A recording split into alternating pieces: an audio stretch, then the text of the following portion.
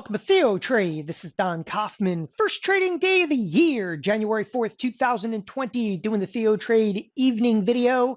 You got to start off this year with a bang. I wonder if this is going to be the year of the bear. S&P is right now down about 1.5%, but way off some of the session lows.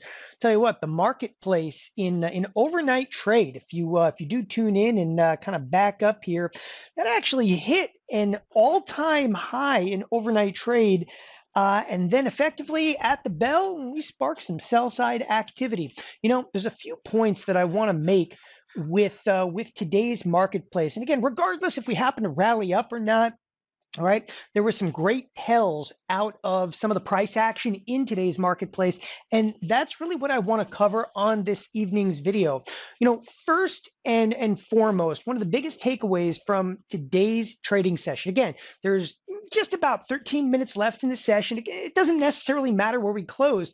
To begin with, and one of the things I talked about on the weekend update was get ready for some what I kind of term big boy movement in the overall marketplace. And as I said, we really started off this year with a bang. What you're looking at here happens to be none other than the SPX, the mother of all index products.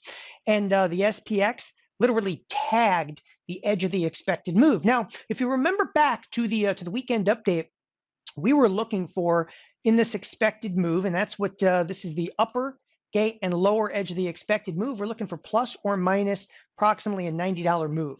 Yeah, we got every inch of that $90 move and then some. In fact, one of the things that you just have to look at inside of today's trading session, for those of you, again, if you're not necessarily familiar with expected move, you get familiar with expected move because people, this is where we turned and burned today.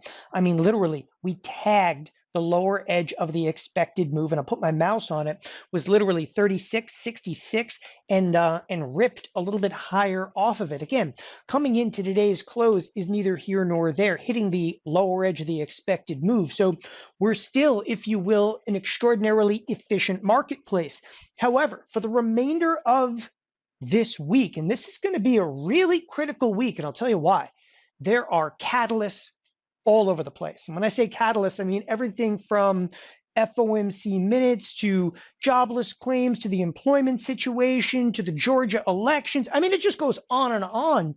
You know, throughout the course of this week, there's catalysts. And I'm not necessarily saying that any of the data per se is going to be negative, but all of the data that does come out is going to be used as kind of launching points for kind of wicked market moves, especially again in the front week of this year. So one of the critical points you really want to think about, if we do crack outside, okay, of the lower edge of this expected move at any point in the next few days, it's going to be very, very serious. Again, you're already looking from point to point here. Effectively, we had a $90 down move inside of the SPX.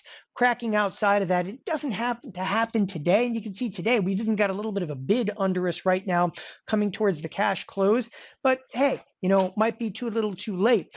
Nevertheless, okay, keep an eye on this specific level. Again, this is specific to the SPX. 36.66 on the button. We start to crack below it, and that's when the marketplace could really come apart at the seams. Now, big boy movement. All right, enough said on that point. The next point, and probably one of the more, again, kind of critical points I want to make, as I said, we have catalysts all throughout the course of this week, which actually leads me over to the Volatility Futures. The Volatility Futures had really large moves today. And at some point, you're looking at the Volatility Futures like, wait a second, is that right? Now, many of you probably look at the January Volatility Futures, which only have about 16 days left, which is, again, kind of the active contract.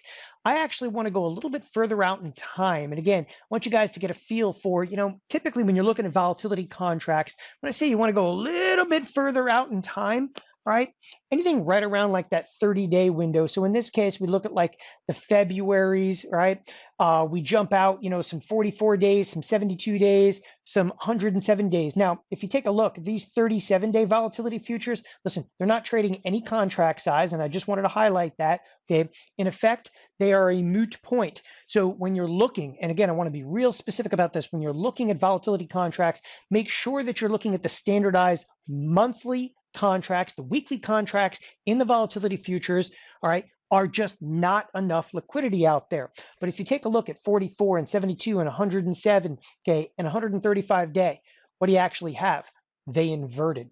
Now this is critical because again, it's in big time contrast to what we saw in any recent trading session. What we basically have is like 1 day of sell side activity, and we're not even down right now 1.5%. And the volatility contracts look like this, all right, just about a day ago. And all of a sudden now they've actually flipped over a little bit. When I talk about like volatility contracts flipping over or inverting, what it basically means, right, is this February contract is actually indicating at 27.22. There's actually more risk being implied 44 days from now than 72 days from now. You got to think about that because it's really backwards. You're like, wait a second. So 135 days from now, okay, volatility is actually more likely to subside.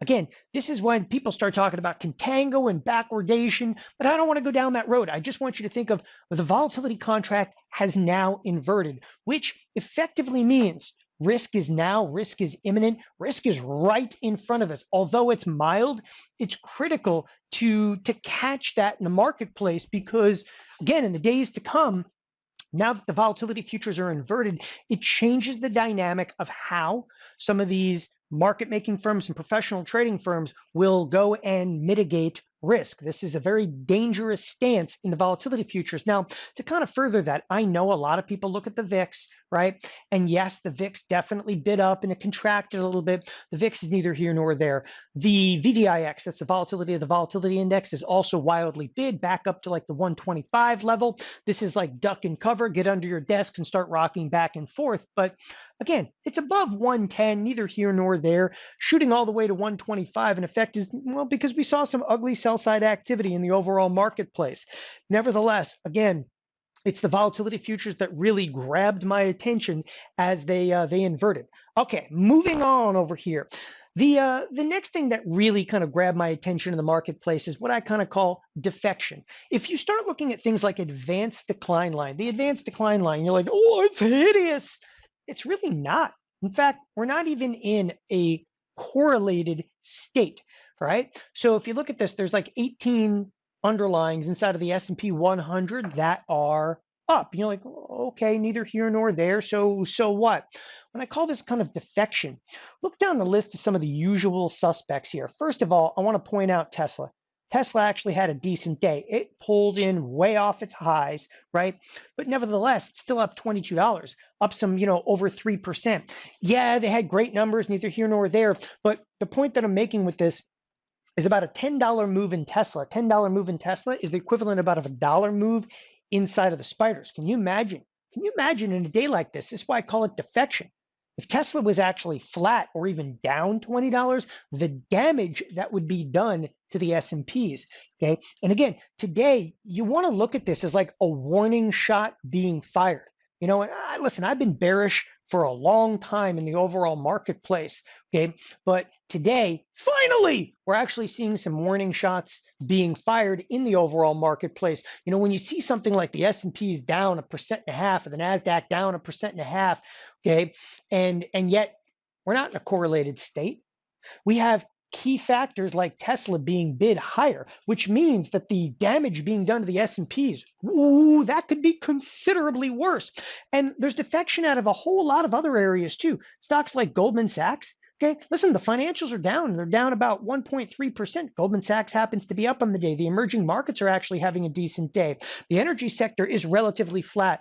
Walmart, okay, Walmart's actually got what? Nice bid under it of the tune of almost 2%. Again, we can go on and on with this in taking a look in detail that there are pockets of strength in an utterly, ugly marketplace. But let's not get ahead of ourselves because it's a, 1.6% move. All right, again, the last and the final thing that I want to remind you of in this evening's video is, okay, mild damage done.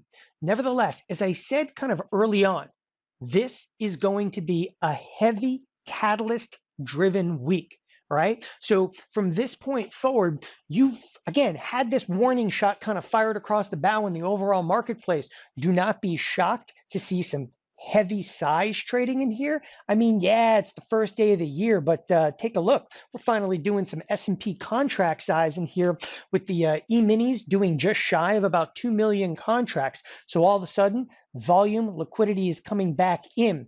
We want to keep a close eye on, again, some of the marquee stocks like a Tesla here that not only could damage the S&Ps, but could single-handedly pull the S&Ps under. Again, the last thing I would look for in a catalyst-driven marketplace, correlation.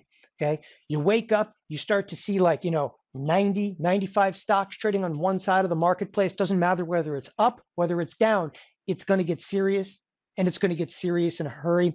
Thanks everybody for joining us here at TheoTrade. Have a wonderful evening. Bye-bye.